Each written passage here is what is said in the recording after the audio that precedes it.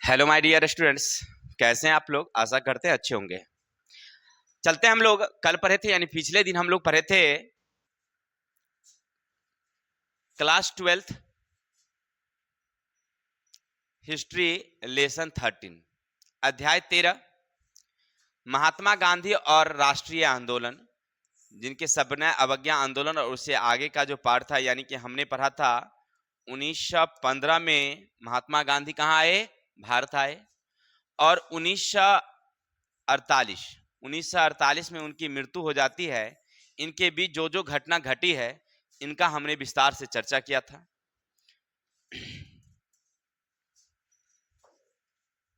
ऐ मनीषा, इधर आओ। हम लोग पहले वीडियो में देखे कि गांधी जी विदेश चले गए थे, अफ्रीका।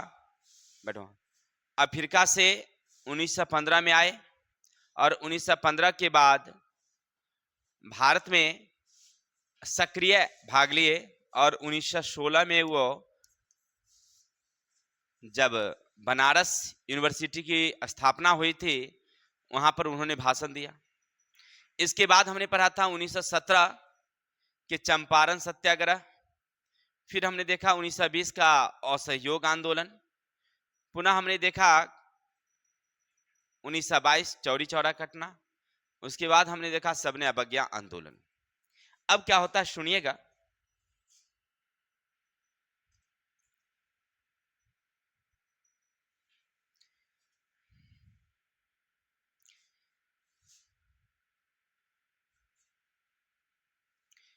सविनय अवज्ञा आंदोलन जब चल रही थी 1930 में, आंदोलन काफी तीव्र हुई। इतनी बहुतायत मात्रा में लोग भाग लिए, बच्चे, किसान, मजदूर, कारीगर, महिलाएं, सारे लोग काफी संख्या में भाग लिए। जब बहुत संख्या में सब भाग लेने लगे, तो अंग्रेजों को लगा कि अब हमारे बस की चीज नहीं है रोकना, तो उसने सोचा कि कुछ समझौता किया जाए। जब उसके बस की बात नहीं रहा, तो उसने सोचा कि कुछ समझौता किया जाए, और गांधी जी को वार्ता के लिए कहां बुलाया, इंग्लैंड। बोला कि आप लोग इंग्लैंड आइए, और जो उस समय के वहां के प्रधानमंत्री थे और सम्राट थे, सारे लोग मिल करके बुलाए गए कि आप लोग कहाँ आइए, इंग्लैंड आइए, और आप लोगों से हम लोग बातचीत करेंगे कि आप लोगों की जो समस्याएं हैं ना, उसकी पूर्ति किया जाए।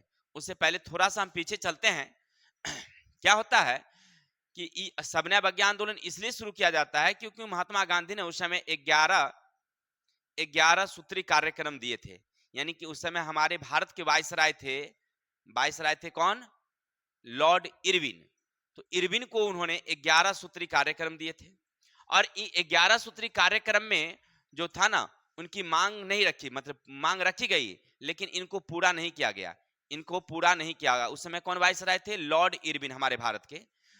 दोनों के बीच में, गांधी जी और उनके बीच में यह प्रस्ताव रखा गया था, लेकिन इनकी बात को अस्वीकार कर दिया गया था। इसीलिए गांधी जी उसे गुस्सा मैंने समझ रहे हैं, गुस्सा से वो क्या कर दिए थे, सविनय अवज्ञा। देखिए ध्यान देंगे, 1939 में कांग्रेस ने लाहौर अधिवेशन में पंडित जवाहरलाल नेहरू ने पूर्ण स्वतंत्रता की मांग रखी। 1939 के क्या हुआ, एक लाहौर अधिवेशन, उसमें पंडित जवाहरलाल नेहरू उसका नेतृत्व कर रहे थे, और पूर्ण स्वतंत्रता की मांग रखी, और सविनय अवज्ञा आंदोलन का प्रस्ताव पारित कर दिया कि हम लोग सविनय अवज्ञा आंदोलन करेंगे, कांग्रेस। अब क्या होता सुनिएगा। इनमें गांधी जी भारत के वायसराय लॉर्ड इरविन के सामने 11 सूत्री मांगे रखी, और इरविन इसे अस्वीकार कर दिया। उन सविनय अवज्ञा आंदोलन में जो 11 सूत्री कार्यक्रम था, वो क्या था, थोड़ा सा सुन लीजिएगा। गांधी जी का कहना था कि सबसे पहले हम लोगों का जो कर वसूला जा रहा है, उसमें 50% की कमी कर दिया जाए, यानी छूट, जो आप ज्यादा कर वसूल है ना, उसको कम करिए। दूसरी, हमारी जो विदेश से वस्तु आ रही है, उस पर कर लगाया जाए, और उसकी आने वाली वस्तुओं की मात्रा को कम कर दिया जाए। तीसरा, कि जो आप सिविल सर्विस सेवा पर खर्च कर रहे हैं, यानी कि जो ऊंचे अधिकारी है, जिसको ज्यादा से ज्यादा आप लोग वेतन दे रहे हैं, उसके वेतन को कटौती किया जाए, आधा कर दिया जाए। पुलिस सुरक्षा पर जब ज्यादा खर्च कर रहे हैं, उसको आधा कर दिया जाए। माने बहुत तरह के कार्यक्रम दिए गए, लेकिन एक भी का बातों को नहीं माना गया। 11 मांग थी गांधी जी की, और एक भी बात को जब नहीं माना गया, तो अंततः 1930 में समझौता 1930 में गांधी जी ने एक आंदोलन चलाया जिसका नाम रखा सबने अवज्ञा आंदोलन। आंदोलन जब तेज हो गया, काफी जब शुरू हो गया, तो लगा कि अब बस की बात नहीं है। लगातार जगह जगह हड़तालें हुई, लोग नमक कानून तोड़ दिए, अंग्रेजों को मतलब मारना पीटना शुरू कर दिए। तो अंत में लगा कि उन्हें मजबूरन उनको बुलाना पड़ा। किनको? वायसराय को लगा कि अब हमारे बस की बात नहीं है, तो ये खबर कर दिए कहां? इंग्लैंड, वहां के प्रधानमंत्री को। तो वहां के प्रधानमंत्री वो क्या किए, मतलब बुलवाए किसको? भारत के जितने प्रतिनिधि थे उनको बुलवाए कि आप लोग कहां आइए? भारत। अब देखिए, सॉरी इंग्लैंड। अब क्या होता सुनिएगा, 12 नवंबर 1930 को वहां बैठक हुई। 12 नवंबर 1930 को बैठक, जिसका नाम रखा गया गोलमेज सम्मेलन, और उसका नाम था प्रथम गोलमेज सम्मेलन। क्या नाम रखा गया? प्रथम गोलमेज सम्मेलन। गोलमेज सम्मेलन क्यों रखा गया नाम, ये भी समझ लीजिए। देखिए, कोई सम्मेलन होती है तो इस तरह की एक टेबल होती है, एक कुर्सी यहाँ लगी रहती है, एक कुर्सी यहाँ लगी रहती है, एक कुर्सी यहाँ रहती है, कुर्सी कुर्सी कुर्सी कुर्सी, और इधर एक मालिक बैठता है। नहीं, तो ये गोलमेज सम्मेलन नहीं हुआ। इसका मतलब होता है कि देखिए, प्रधान आदमी यहाँ बैठेंगे, बाकी जो छोटे छोटे लोग होंगे ये यहाँ बैठेंगे, ठीक है। लेकिन अंग्रेज बहुत तेज था, वो भारतीयों को मतलब मन को भुलाने के लिए, मन को केवल आकर्षित करने के लिए क्या किया कि एक टेबल गोल बनवाया और उसमें इधर से कुर्सी दिया, और सब कुर्सी का वैल्यू एक, कोई कुर्सी का कोई वैल्यू कम नहीं है, ज्यादा नहीं। और इस पर अंग्रेज अधिकारी बैठे और इधर से भारतीय लोग बैठे, है ना, ऐसे। इसीलिए इसका नाम रखा गया गोलमेज सम्मेलन। कि हम लोग देखिए, अंग्रेज ये कह रही थी कि हम और आप में कोई अंतर नहीं है, हम भारतीयों को अपना ही समझते हैं, ठीक है। इसीलिए उसका नाम रखा गया गोलमेज सम्मेलन। चलिए, जो भी था, कब बैठक हुई याद रखिएगा, 12 नवंबर 1930 को। बात तो ठीक ही था, लेकिन यहां से जितने भी दल थे, जैसे हरिजन जिसको आप कह सकते हैं, दलित, दलित से गए थे कौन? तो डॉक्टर भीमराव अंबेडकर। मुस्लिम लीग के सदस्य से गए थे मोहम्मद अली जिन्ना। इसी तरह से बहुत सारे लोग गए थे, लेकिन कांग्रेस की तरफ से कोई नहीं गया था। और सबसे बात कि उस समय भारत की सबसे बड़ी पार्टी कौन थी? कांग्रेस पार्टी। तो कांग्रेस से कोई गया ही नहीं, सब पार्टी से गया और कांग्रेस से कोई गया ही नहीं। तो वहां के प्रधानमंत्री, फिर भारत के वायसराय लॉर्ड इरविन, वहां के राष्ट्रपति जो भी थे राजा, तो सब सोचे कि कांग्रेस पार्टी ही जब नहीं आई तो फिर वार्ता से कोई फायदा ही नहीं होगा। चलिए, लेकिन फिर भी बातचीत हुई और वह 19 जनवरी 1931 को समाप्त हुई। कांग्रेस के भाग नहीं लेने से यह सम्मेलन असफल हुआ, इनकी बातें नहीं पूरी हुई। क्लियर? Doubt clear? चलिए, प्रथम गोलमेज सम्मेलन कब शुरू हुई याद रखिएगा, 12 नवंबर 1930 को, खत्म हुई 19 जनवरी 1931 को। और इसमें भारत के बहुत सारे का लोग भाग लिए, लेकिन कांग्रेस की तरफ से कोई भाग नहीं लिया, जिसके कारण यह सम्मेलन असफल रहा। क्लियर? चलिए, फिर से एक नजर थोड़ा समझा देते हैं आपको प्रथम गोलमेज सम्मेलन होने के कारण। देखिए, 1939 में जब कांग्रेस का अधिवेशन हुआ, उसमें पूर्ण स्वतंत्रता की मांग रखी गई और गांधी जी सुधार के पक्ष में थे, इसलिए गांधी जी कहे कि हमारी 11 मांगे हैं, आप मान लीजिए, हम लोग शांत से बैठ जाएंगे। लेकिन अंग्रेजों ने इनकी एक भी बात नहीं मानी, तो मजबूरन उन्हें असहयोग सविनय अवज्ञा आंदोलन शुरू करना पड़ा। 1930 में जैसे ही आवाहन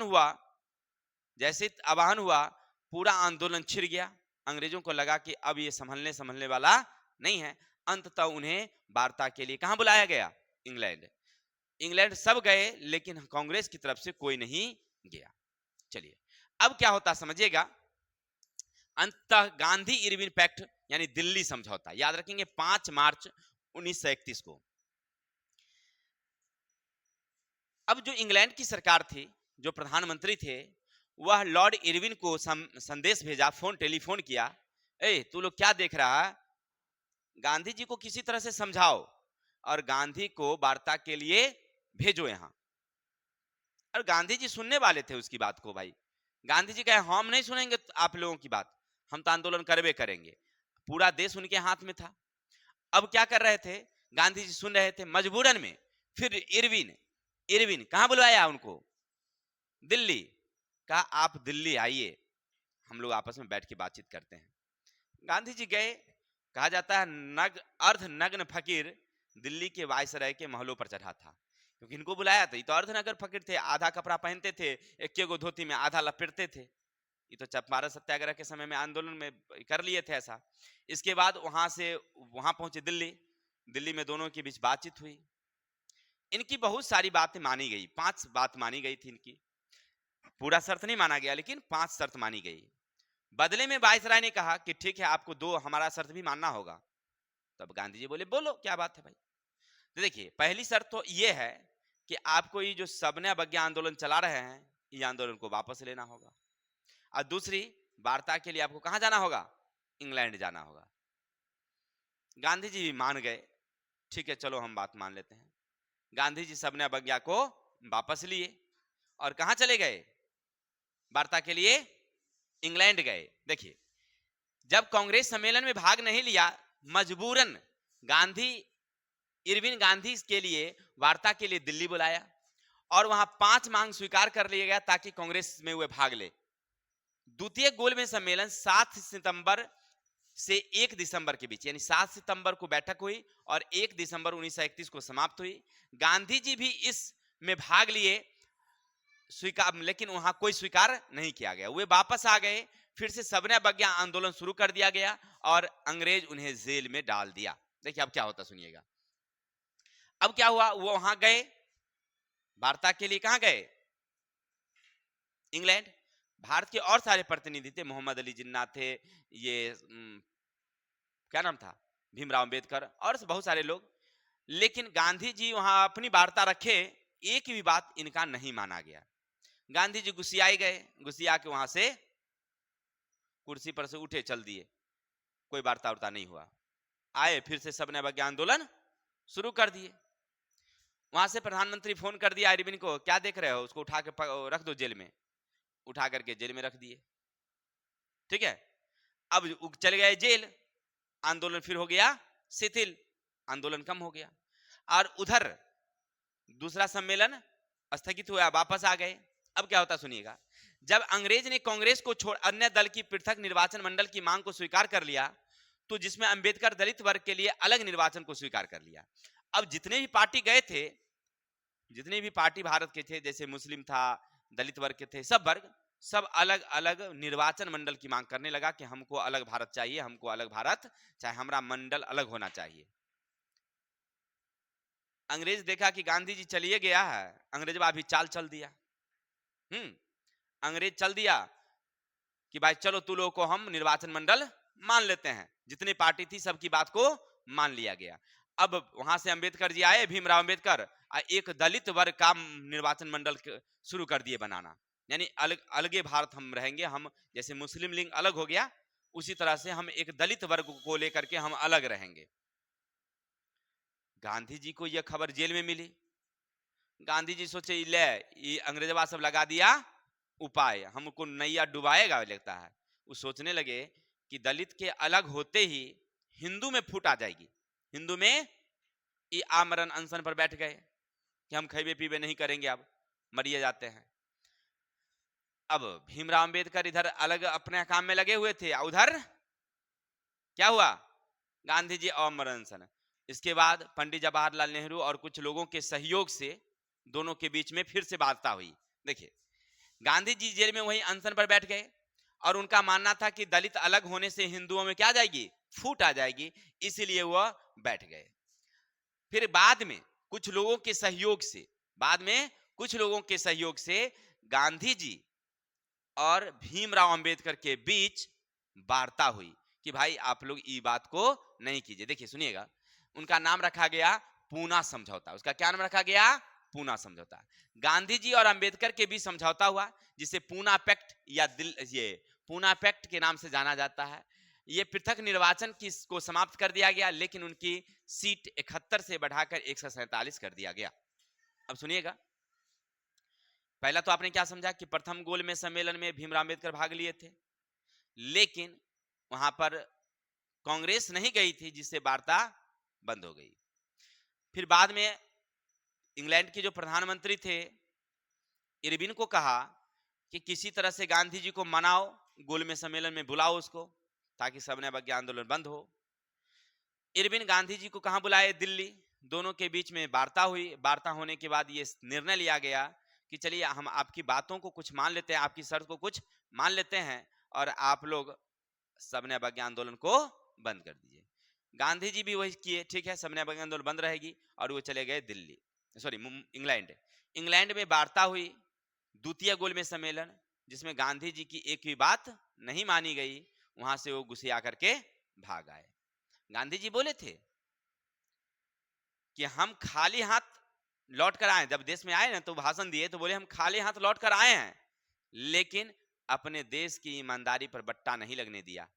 मतलब क्या? अंग्रेज चाहती थी कि निर्वाचन मंडल अलग अलग हो जाए, लेकिन हम अलग अलग होने नहीं दिए हैं। लेकिन अंग्रेज गांधी जी के आने के बाद उनकी निर्वाचक मंडल की बात को स्वीकार कर लिया। ये सब अलग होने लगे, हिंदू अलग, भीमराव अंबेडकर अलग, हरिजन अलग, मुस्लिम अलग, महिला अलग, माने सब अलग अलग हो जाएगी समाज। इसलिए गांधी जी को जब जेल में पता लगा तो अनशन पर बैठ गए। अब गांधी जी को मनाने के लिए, भीमराव अंबेडकर को मनाने के लिए पंडित जवाहरलाल नेहरू और कुछ नेता दोनों को मनाए, और दोनों के बीच में कहा, पूना में समझौता करवाए। समझौता में क्या हुआ कि अंबेडकर जी को कहा गया कि देखिए आप अलग निर्वाचक मंडल का निर्माण नहीं कीजिए, आप लोग मिल करके काम कीजिए। अंततः क्या हुआ कि ये भी बात मान गए। कौन? भीमराव अंबेडकर। कहे चलो हम मतलब निर्वाचक मंडल का काम नहीं करेंगे, बदले में जो हमारी 71 सीट पर हम लोग चुनाव लड़ते हैं, हम लोग कितना पर लड़ेंगे? अब 143। उनकी सीट बढ़ा दी गई, उनको काम बढ़ा दिया गया। ठीक है,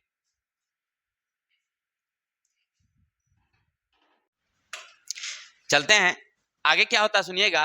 अब तृतीय गोल में सम्मेलन फिर से बुलाई जाती है।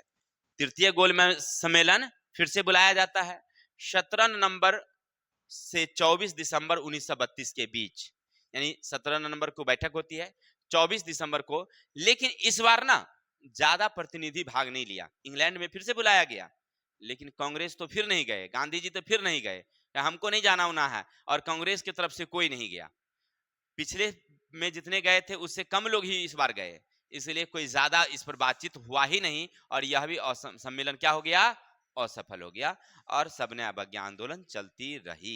सविनय अवज्ञा आंदोलन खत्म नहीं हुआ, आंदोलन चल रही थी। चलिए आगे क्या होता सुनिएगा। अब क्रिप्स मिशन योजना, अब क्या हुआ? क्रिप्स मिशन योजना, वो आंदोलन थोड़ा सा शिथिल हो गया, इसलिए क्योंकि जो बड़े बड़े नेता थे सबको पकड़ के अंग्रेज कहाँ रख दिया? जेल में। चलिए यहां तक तो ठीक था, लेकिन द्वितीय विश्व युद्ध 1939 में शुरू हुई। 1939 में द्वितीय विश्व युद्ध। अब द्वितीय विश्व युद्ध 1939 में जब शुरू हुई, उधर से लड़ रहा था अंग्रेज यानी कि इंग्लैंड, फ्रांस, बाद में अमेरिका भी शामिल हुआ था, चीन, ये सारे देश एक तरफ से लड़ रहे थे। दूसरे तरफ से जर्मनी थी, जापान थी, तुर्की था, ऑस्ट्रिया थी, ये सब देश एक तरफ से लड़ रहे थे। जर्मनी इतना आक्रामक रूप लिया, शुरू में इतना आक्रामक रूप लिया कि पहले तो फ्रांस को वह ध्वस्त ही कर दिया, एक के बार उठा, एक के बार में फ्रांस को ध्वस्त कर दिया। फ्रांस को क्या कर दिया? ध्वस्त कर दिया। और इंग्लैंड के अधिकांश हिस्सों पर जर्मनी तुरंत अधिकार कर लिया।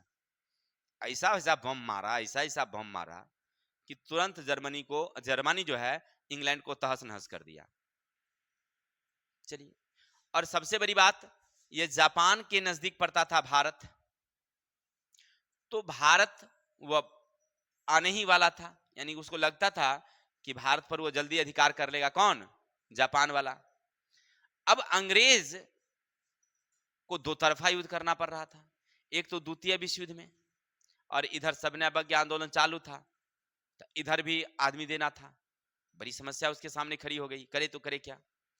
अमेरिका, चीन, फ्रांस, अन्य जो उनके मित्र राष्ट्र थे इंग्लैंड के, वहां के प्रधानमंत्री को बराबर जो है एकदम कह रहा था कि आप लोग ना किसी तरह से भारतीयों का सहयोग लीजिए, नहीं तो इस बार जापान जो है ना कहां आक्रमण कर देगा?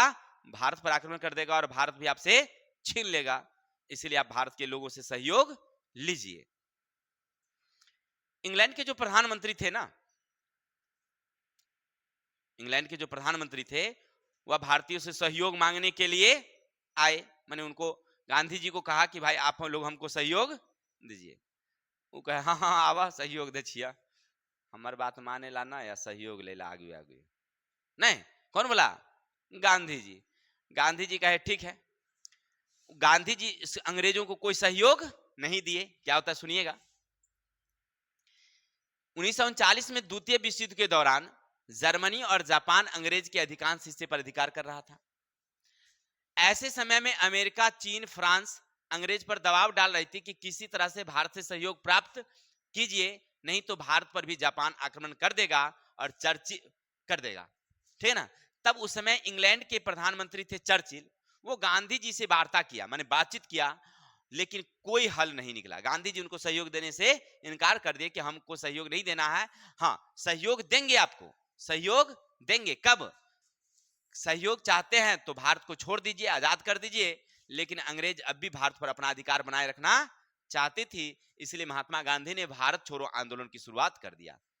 देखिए अब अंग्रेज फंस गया फेरा में। कहा कि अगर आप हमसे सहयोग लेना चाहते हैं तो एक काम कीजिए, आप भारत को आजाद कर दीजिए, हम लोग आपके साथ हैं। द्वितीय विश्व युद्ध में हम लोग आपके साथ हैं। कब? लेकिन भारत को आजाद कीजिएगा तब।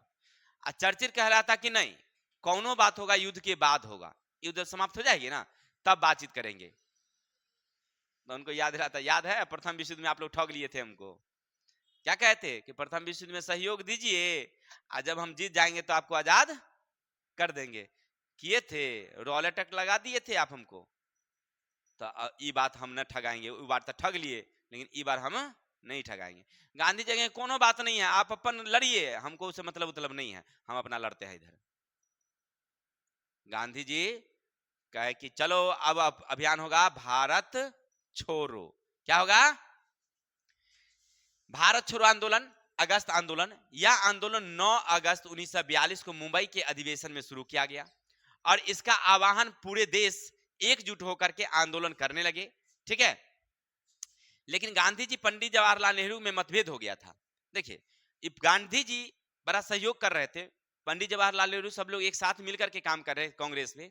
लेकिन क्या हुआ कि कुछ बात को लेकर के पंडित जवाहरलाल नेहरू से गांधी जी का ना मतभेद हो गया।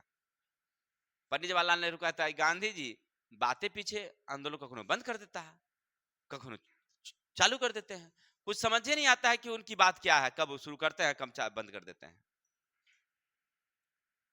तो इन बात से लेकर के गांधी जी से थोड़ा सा रुष्ट हो गए कौन? पंडित जवाहरलाल नेहरू। चलिए गांधी जी बड़ा तेज आदमी थे, वो कह दिए कि भारत छोड़ो आंदोलन के लिए, भारत छोड़ो आंदोलन की शुरुआत हो गई। एक भाषण में घोषणा कर दिए कि भारत छोड़ो आंदोलन के लिए तैयार रहेंगे और सब लोग जो है, सब जिसका इसका योजना जो है वो कौन तैयार करेगा? पंडित जवाहरलाल नेहरू। गांधी जी भारत छोड़ो आंदोलन की शुरुआत कर दिया और घोषणा कर दिए कि पंडित जवाहरलाल नेहरू इसकी रूपरेखा तैयार करेंगे। अब देख लीजिए, इधर पंडित जवाहरलाल नेहरू क्या थे? गुस्सियाल थे कि हम आपसे बात नहीं करेंगे, आपके साथ नहीं रहेंगे। आप महात्मा गांधी क्या कर दिए? घोषणा कर दिए भारत छोड़ो। अब पंडित जवाहरलाल नेहरू को फंसा दिए कि पूरी योजना का रूपरेखा कौन तैयार करेंगे? पंडित जवाहरलाल नेहरू। अब पंडित जवाहरलाल नेहरू फंस गए फेरा में कि गांधी जी ने लगा दिया फेरा, क्योंकि अंग्रेज जो है सबसे ज्यादा किसको पकड़ती थी? जो कोई योजना का रूपरेखा तैयार करता था उसको। गांधी जी लगा दिए फेरा कि जा फंसो अब तू। चलिए जो भी था, विचार किया गया कि सब लोग कहां पहुंचेंगे? मुंबई में एक मतलब मैदान है, मुंबई में एक मैदान है जिनका नाम है ग्वालियर टैंक मैदान। यह घोषणा किया गया कि 9 तारीख को, यानी 9 अगस्त को, कब? 9 अगस्त को मुंबई में जितने लोग हैं सब पहुंचेंगे कहां? ग्वालियर टैंक मैदान में। चलिए विचार हो गया और वहीं से शंखनाद होती भारत छोड़ो आंदोलन की। वहां पर पहले सबसे पहुंच गए कौन? डॉक्टर राजेंद्र प्रसाद। बेचारे खैनी यार चुला के चलिए होगा इस बार भारत छोड़ो आंदोलन, तुरंत जीत लेंगे एकदम, अंग्रेजवा को तो हम भगाइए देंगे। खनियार चुरा रख दिया। चलो रे हो। अब क्या होता है समझिएगा, ये हमारे जो जयप्रकाश नारायण है वो भी पहुंचे, वो भी कहे कि चलो फरिया लेंगे, इस बार भारत को आजाद करना है, भारत को से अंग्रेजवा को मार के भगाना है। ठीक है, चलिए सब लोग हो गए, पंडित सब कुछ है, बहुत सारी जनता वहां पहुंचने वाली थी लेकिन अभी पहुंची नहीं थी। उधर से क्या किया, वायसराय को उस समय लीनी आ गए, इरविन खत्म हो गया, बाद में कौन आ गया, लीनी। और वहां से कहां से, इंग्लैंड से फोन आया, ए लीनी क्या सुन रहा है, वो जो है करिकवा लाठी वाला, उसको तुम कम खिलाड़ी मत समझना, बहुत बड़का खिलाड़ी है। महात्मा गांधी जी का वो हमारा टेबल पर से उठ के भाग गया है, दूसरे गोलमेज में 1931 में वो हमारा टेबल पर से उठ के भाग गया था, और बुलाती रह गया चर्चिल, ऐ सुनिए सुनिए, ए गांधी जी सुनिए सुनिए, आ मरते हमरा लग गया है नाव, हम जाइए, हम ना रुकबा। वो भाग गए कहाँ, चल आए घर, हमारा बात नहीं सुनबा तो कहला तोरे बात सुनबा, चल आए। तो वहां से फोन किया कि वो लाठी वाला को कम नहीं समझना, बहुत खचरा है वो, कोई उपाय करो जल्दी से निक, नहीं तो बवाल हो जाएगा, सब गड़बड़ सरबर हो जाएगा। अब देखिए, क्योंकि उसको उधर से भी दबाव था मित्र राष्ट्र की तरफ से, अमेरिका, फ्रांस, चीन सब उसको दबाव डाल रहा था कि भारत से सहयोग लीजिए। अब भारत से सहयोग उसको मिल ही नहीं रहा था, क्योंकि भारत के लोगों को वो बातचीत मान नहीं रहा था। अब भारत छोड़ो आंदोलन की शुरुआत हो गई थी। कहा, अच्छा लीनी कहा ठीक है आप चिंता नहीं कीजिए, वह तुरंत जीरो ऑपरेशन शुरू किया, और रातों रात डॉक्टर राजेंद्र प्रसाद को उठा करके अब पटना के सब्जी बाग वाले जेल में बंद कर दिया। जयप्रकाश नारायण को उठा करके रखा है कहां, हजारीबाग जेल, और गांधी जी को उठा करके रखा। देखिए वो भी बहुत तेज आदमी था, वो एक जगह नहीं रखा सबको, कि एक जगह रखोगे तो हो जाएगा मामला गड़बड़, तो सबको उठा उठा के अलग अलग भेज दिया। और गांधी जी को उठा करके भेज दिया आगा खां पैलेस, पूना जेल भेज दिया। अरे भाई सबको जगह भेज दिया। बाद में 9 अगस्त को, क्योंकि 8 अगस्त को पहुंच रहा था, और 9 अगस्त को सब जनता सब जब पहुंचती है वहां, तब तक इधर सब नेता सबको गायब, जनता सब वहां पहुंच गया, सब बहुत सारे लोग, नेता प्रतिनिधि लोग। अंग्रेज वहां घोषणा कर दिया, सुन देखा ना तू लोग, गांधी जी ऐसे ही करते हैं, अपने घर रह गए, लाठी खियाने के लिए तोड़ी यार भेज दिए थे, क्योंकि अंग्रेज बाग घोषणा कर दिया था कि इस बार अगर तुम लोग हमको, देखो लड़ाई में हम फंसे हुए हैं, उधर द्वितीय विश्व युद्ध की लड़ाई में फंसे हुए हैं, और तू लोग ये बार कुछ बार गड़बड़ सरबर करेगा तो सीधा हम मार के देंगे खुराटी तोड़ा, हाँ कह देते हैं। ये तो अक्सर होता है कि आप मान लीजिए आप किसी से झगड़ा कर रहे होते हैं, नहीं केकरो से झगड़ा हो गया, कोई पीछे से कुछ सलाह देने, हो सुना ना, तो मार देते हैं, हमरा इधर नहीं होता है, माने गुस्सियाल है ओकरे पर, आई बेचारे निको बात कहा था, इसको भी डांट देते हैं। अंग्रेजवा सब तो था द्वितीय विश्व में लागल, तो वो कहा देखो हम उधर लगल हुए हैं, ई तू लोग इधर उधर करेगा तो हम मार के देंगे खुट्टी छुटा। लेकिन फिर भी गांधी जी नहीं माने, गांधी जी के आह्वान पर सब जुट गया, कौन, जनता सब वहां। अंग्रेजवा घोषणा कर दिया कि देखा ना, कहे थे ना तू लोगों को कि गांधी जी की बात को नहीं मानना। गांधी, उस जनता सबको लगा कि ठीक है, पंडित जवाहरलाल नेहरू ठीक है कहता है कि गांधी जी का कोनो ठिकाना नहीं है, कखनो आंदोलन शुरू कर देते हैं, कखनो बंद कर देते हैं, कखनो मन होता है तो शुरू, कखनो बंद। ये बड़ा सनकल आदमी है, एकरा बात पर ठिकाना ने विश्वास नहीं करना चाहिए। गांधी जी के विरोध में बहुत सारे आदमी आ गए। तभी एक व्यक्ति था जिनका नाम था उषा मेहता, एक लड़की थी, उन्हें घोषणा कर दी रेडियो पर, सुनिए सुनिए आप अपने मनोबल को छोटा मत होने दीजिएगा, क्यों, ये अंग्रेजवा की चाल है। सब प्रमुख नेता सबको उठा के जेल में रख दिया है। महात्मा गांधी को कहां रख दिया, आगा खां पैलेस, पुना जेल, और डॉक्टर राजेंद्र प्रसाद को रखे हुए कहां, सब्जी बाग जेल, और जयप्रकाश को उठा के हजारीबाग जेल। ऐसे ऐसे सब नेता को उठा उठा के रख दिया है, और तू लोगों को ठग रहा है। सब नेता को लगा, अरे बात सही है बोल रहा है, रे रुको। अब क्या, भारत छोड़ो आंदोलन की शुरुआत जोर शोर हो गई, सारे लोग भारत छोड़ो भारत छोड़ो भारत छोड़ो। खास करके पटना की बात करें, आंदोलन पटना में तेज, कोई अंग्रेजवा मिल जाता, अब हमरे जैसे आप जैसे विद्यार्थी उसको जो है ना एकदम खिजलाना शुरू करता, ऐसे कहता भारत छोड़ो भारत छोड़ो। अब क्या हुआ, सब जो है अंग्रेजवा सब भाग गया कहाँ, सचिवालय में। कैसे 10 को लड़का मिल जाता, 10 को विद्यार्थी सब, कोई अंग्रेजी मिल जाता ना तो उस सबको चारों तरफ से घेर लेता है, नहीं बचा। क्योंकि बिहारी लोग तो भाई बिहारी होता है, बुरबा कहा जगती काम करता है, पूरा उसको बुझने उझने हार नहीं आएगा। वो चारों तरफ से घेर के उसको भारत छोड़ो करने लगा। नहीं नहीं, बात सही है। अब क्या होता है सो देखिए, वो सब भाग गए कहाँ, सचिवालय में। सब विद्यार्थी सब उसको खेलते पहुंच गया कहाँ, सचिवालय। देखा ऊपर, अरे पर अंग्रेज के झंडा लागल हो रे। आदमी सब उचक्का कम नहीं होता है, बिहार का आदमी नंबर 1 उचक्का, नंबर 1 उचक्का बिहार वाला। अब मार करने में तो आगुए रहता है। कुछ दिन पहले देखे ना वहां पर गलवान घाटी में युद्ध हुआ, यहाँ से वार्ता हो रही थी कि लड़ाई नहीं करना है, लड़ाई नहीं करना है। बिहारी करे आखिर लड़ाई नहीं करना है, 4 लाठी मार दिया उसको। क्या हुआ, तो वो क्या कहा कि हमको सुनने उन्हें नहीं आता, हम देवे करेंगे। 4 लाठी दिया वहां पर गलवान घाटी में, सब मिजाज ठंडा। हाँ अब हुआ, नहीं होगा लड़ाई। देखो लड़ाई कैसे होता है। अब क्या हुआ कि ये लोग पहुंच गए कहाँ, सचिवालय पर।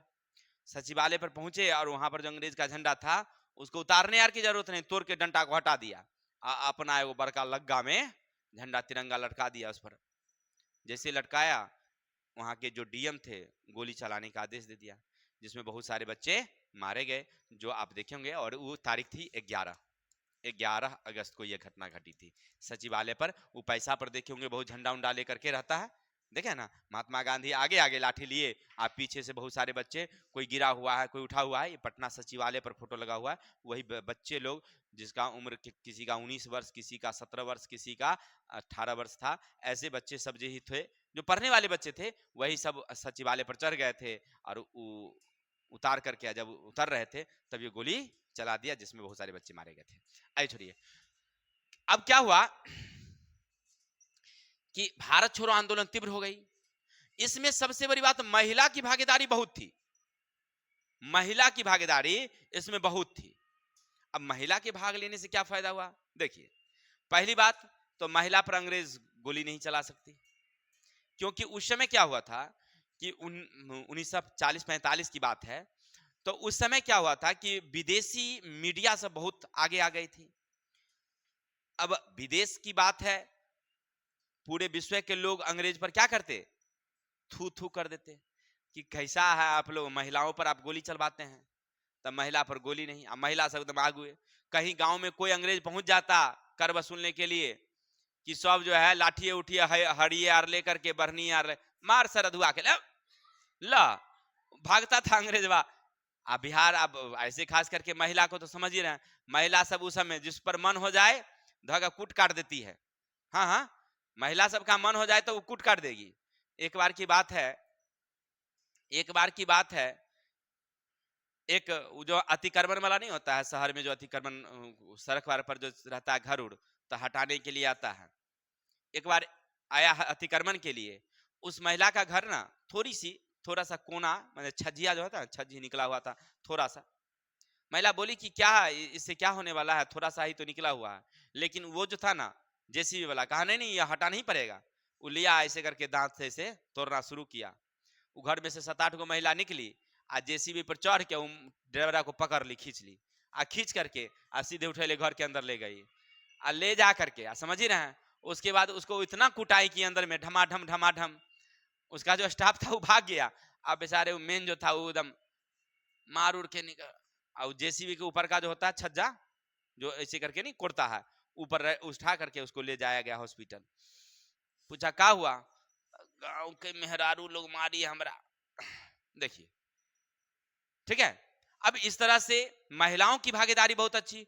गांव में डरे पुलिस नहीं जा रहा था, गांव में डर से पुलिस नहीं जा रहा था, अंग्रेजी ना जाइए, अरे बाप रे बाप, उधर महिला सब धके रगदा के मारा है, जे मिले वही से मारे, झाड़ू बरनी लाठी भोटला जो भी। अब कोई गांव आना बंद। इधर हजारीबाग से जयप्रकाश नारायण जी क्या किए, एगो बांस का खोचारी ले लिए और ऊपरे से कूद गए, बंडी टप गए और ऊपरे से कूद गए। इधर से तो चढ़ गए बांस से, उधर से बाउंड्री टप कूदे, गोट तन लंगड़ा गया, भाग जल्दी, अंग्रेज आ रहलो हन। अब बेचारे भागे वहां से, आकर के पटना में घोषणा कर दी। क्या देखते हैं, हजारीबाग में ही रखा हुआ है, सब्जी बाग में ही रखा हुआ है, कौन अंग्रेजवा, किसको, डॉक्टर राजेंद्र प्रसाद को। इधर हल्ला बवाल शुरू हो गया, इसको छोड़िए राजेंद्र प्रसाद को। इतनी आजादी की लड़ाई चली, जगह जगह रेलवे लाइन की पटरियां उखाड़ दी गई, सड़कें तोड़ दिया गया, माने बवाल पूरा छिड़ गया। अब लगा कि ना इसको शांत करना बड़ा ही मुश्किल है। कोई अब इंग्लैंड से कोई भारत आने के लिए तैयार नहीं हो रहा था। इधर ली ने फोन किया उसको, मर्द भेजिए ना कुछ सेना वहां से। प्रधानमंत्री को फोन किया कि यहाँ गड़बड़ पूरा हो गया है, संभलने नहीं संभल रहा है, जल्दी से भेजिए। उदबार दिया उधर से, थोड़ा एगो भारत नहीं समझता है। यहाँ हमारा इधर द्वितीय विश्व युद्ध में पूरा एकदम गर्दा छोड़ैले है, जर्मनी जापान वाला दोनों मिलके, सब जगह हमारा ठिकाना को उड़ैले जा रहा है। और तोरे हम सेना कहां से भेजे, जो है उसी में मैनेज करो। मैनेज होने वाला है यहाँ रे, यहाँ तो बिहारी लोग उसको गर्दा छोड़ेले हैं, बेचारे परेशान परेशान, इधर अलगे परेशान है, उधर अलगे परेशान। अब क्या होता सुनिएगा, जब देखता है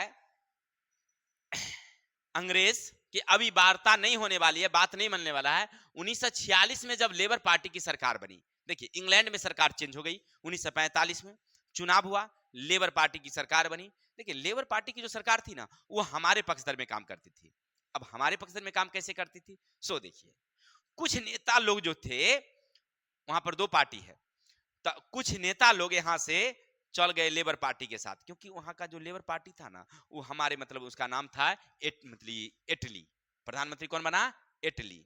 इटली का विचार जो था ना, श्री इटली उसका नाम था, बहुत अच्छा था। इटली का विचार बहुत अच्छा, भारत के प्रति मित्रता का भाव था उसका, प्रेम वाला भाव। तो हमारे भारतीय कुछ नेता लोग सोचे कि इस प्रधानमंत्री बनेगा ना तो कुछ बात बन सकता है, चलो सहयोग करते हैं। यहां से नेता लोग पहुंच गए, इटली का प्रचार करने लगे, कहां, इंग्लैंड में। देखिए यहां से उठ के कहां गए, इंग्लैंड में, घरे घरे इटली को दीजिएगा वोट, हाँ आप वोट लीजिए, फलाना तारीख को चुनाव है ना, आप लोग इटली को वोट दीजिएगा, और इटली को वोट दीजिए। ये सब सीखे थे हम लोग वहीं से, ठीक है ना। जब इटली वहां विजय में आया, पार्टी में आया, प्रधानमंत्री बना, देखिए हम आपको सहयोग करेंगे तो आपको भी तो थोड़ा सा दायित्व बनता है। ऐसे भी इटली का विचार था, और अभी भी साथ में हम लोग उसका साथ दिए चुनाव में, तो वो लोग हमारा साथ देना शुरू किया। इटली की जब सरकार है, यानी लेबर पार्टी की सरकार बनी, तो भारतीय नेताओं से विचार विमर्श के लिए एक पार्टी भेजा, और भारत के प्रगति के मार्ग में बाधा नहीं पड़ेंगे। वो उसने कहा कि देखिए, लेबर पार्टी की सरकार बनते ही उसने क्या कहा कि आप लोग चिंता नहीं कीजिए, हम आपके प्रगति के मार्ग में बाधा नहीं बनेंगे, आप लोग हमसे विचार कीजिए। यानी भारतीय नेताओं से विचार विमर्श करना शुरू किया कि कैसे देश की आजादी मिलेगी, और उन्होंने घोषणा कर दिया कि आप लोग संविधान की बैठक कीजिए, संविधान सभा की बैठक। उनके कहने पर 9 दिसंबर 1946 को 9 दिसंबर 1946 को संविधान सभा की पहली बैठक हुई। बहुत सारे प्रतिनिधि मंडल के लोग भाग लिए, सब लोग मिलकर के संविधान का निर्माण करना शुरू कर दिया। और भारत छोड़ो आंदोलन जारी ही था, ऐसा नहीं था, भारतीय विभाजन के विरोधी थे। संविधान सभा की बैठक हुई, सभी दल के मंत्री सुनने में, निर्णय लेने के लिए अधिकार दिया गया, माने ये सब दिया गया कि सब लोग मिल करके संविधान बनाइए। और ये जो कैबिनेट मिशन था, उनके जो पार्टी थे, लेबर पार्टी, वो भारत विभाजन के विरोधी थे, वो नहीं चाहते थे कि भारत का विभाजन हो। क्लियर। इसके बाद माउंटबेटन योजना आई। माउंटबेटन, इनको भेजा गया कि जाइए और भारत का विभाजन नहीं कीजिएगा। देखिए अंग्रेज नहीं चाहते थे कि भारत का विभाजन हो, क्योंकि वो नहीं जानता था कि भारत के विभाजन के बाद क्या होगा, ये नहीं जानते थे। इसलिए वो चाहते थे कि किसी तरह से सबको मना मुना करके और क्या बना दिया जाए, एक भारत कर दिया जाए, उसको आजाद कर दिया जाए। क्योंकि अब वहां से कोई आना चाहता नहीं था। क्यों? क्योंकि यहां पर आते ही मारना पीटना, इसलिए डर से कोई आता नहीं था। भारत पर कब्जा करना संभव नहीं। अंग्रेज की स्थिति दयनीय हो गई द्वितीय विश्व युद्ध के बाद, तो वह सोचा कि भारत को अब आजाद कर दिया जाए। तो माउंटबेटन योजना भारत भेजा गया, और उनको कहा गया कि आप जाइए और भारत में जांच उच कीजिए, जांच करने के बाद भारत को आजाद कर देना है। चलिए 9 दिसंबर की जो संविधान सभा की बैठक हुई थी, उसमें बहुत सारे लोग भाग लिए थे, लेकिन मुस्लिम लीग का सदस्य जो मोहम्मद अली जिन्ना थे वो अड़ गए कि नहीं, हमको तो पाकिस्तान चाहिए, देश बांटो आजाद करो, देश बांटो आजाद करो, नारा लगाए। कौन? मोहम्मद अली जिन्ना। यानी हमें पाकिस्तान दीजिए और देश को आजाद कीजिए। और उसने प्रत्यक्ष कार्रवाई दिवस मनाना शुरू कर दिया। प्रत्यक्ष कार्रवाई 16 अगस्त 1946 को प्रत्यक्ष कार्रवाई दिवस। कार्रवाई समझ रहे ना, यानी कि सीधा उठते थे और कत्ल करना शुरू। 100 हिंदू के घर में जाकर के कत्ल कर दिया। 100 हिंदू उठा, 100 मुसलमान के घर में घुस के काट दिया। भालक पूरा देश में एकदम स्थिति भयावह हो चुकी थी। बात मानने के लिए तैयार नहीं, जब तक हमको आजादी नहीं, मतलब देश का विभाजन नहीं होगा, हम बात नहीं मानेंगे। सब लोग कोशिश किए मोहम्मद अली जिन्ना को मनाने का। लियाकत अली खान भी थे, उनको भी मनाने का कोशिश किया गया, लेकिन वो लोग मानने के लिए तैयार नहीं थे। और गांधी जी भी नहीं चाहते कि विभाजन हो। जब प्रत्यक्ष कार्रवाई शुरू हो गई, देश में पूरा आतंक का माहौल बन गया, तब माउंटबेटन कहा ठीक है, हम जाते हैं फिर से इंग्लैंड और वहां से हम विचार करके आते हैं, तब जाकर के आप लोगों को आजादी दी जाएगी। फिर वापस हुए गए इंग्लैंड, और इंग्लैंड जाने के बाद वो वापस आए और भारत का विभाजन कर दिया गया। ठीक है, और भारत 14 अगस्त 1947 को आजाद हुआ और 15 अगस्त को हम आजादी मना। आजाद हम कब में हुए थे? 14 ही अगस्त को हुए थे। रात को बांटवारा करके देश को आजाद कर दिया गया था। वह हम लोगों को अपनी सरकार सौंप दी और चली गई। यानी कहने का अर्थ है कि देश का बंटवारा हुआ और चार राज्य किसको मिला? पाकिस्तान को।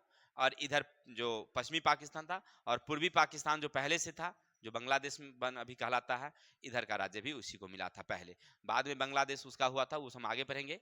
लेकिन आपने क्या समझा कि पूरे भारत में गांधी जी आए और कैसे कैसे आजाद किए। गांधी जी थे नहीं, देखिए भारत छोड़ो आंदोलन के समय गांधी जी कहां थे? जेल में थे। लेकिन बिना बिना दल का, बिना कोई नेता का यह आंदोलन इतना तीव्र हुआ कि नाम मत पूछिए। पूरा देश में एकदम आतंक का माहौल फैला दिया लोगों ने।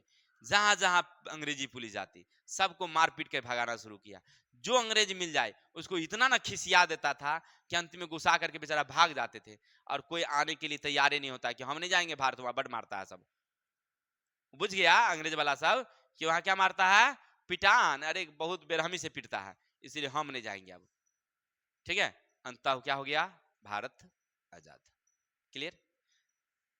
और हाँ, महात्मा गांधी की मृत्यु भी हो, सुन ही लीजिए।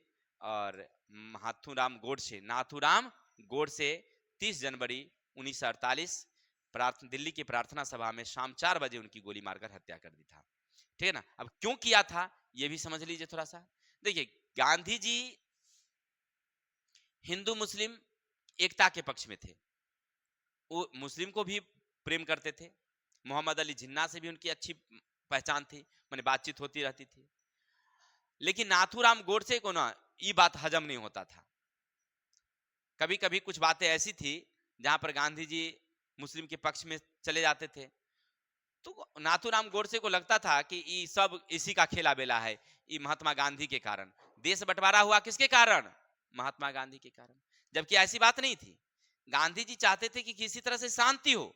अब मारकाट हो, उससे बढ़िया अलग अलग रहिए। क्या घर में दो भाई लड़ेंगे, उससे बढ़िया दोनों बंटवारा करके अलग अलग रहिए, कम से कम प्रेम तो बना रहेगा ना। गांधी जी ये चाहते थे। ठीक है ना? लेकिन मुस्लिम लीग के सदस्य तो सीधा कार्रवाई कर दिया था, जिसके लिए गांधी जी को मानना पड़ा। एक नंबर। दूसरी बात, बंटवारा हुई थी अगस्त में, तो मार्च सेशन होता है, मार्च से अप्रैल, तो देश का जो वित्तीय वर्ष होती है। अब वहां पर लियाकत अली खान जो पाकिस्तान के प्रथम प्रधानमंत्री बने थे, वो मांग किए कि बंटवारा तो हुआ है बीच में, तो देश का जो राजस्व वसूलाया है उसमें से हमको 5 करोड़ रुपया दीजिए देश खर्च के लिए। उस समय गांधी जी चाहते थे कि नहीं देना चाहिए, लेकिन वो मजबूर हो गए कि दीजिएगा क्यों नहीं। और नहीं हो देते तो माउंटबेटन दे देता उसको, माउंटबेटन उसको दे देता।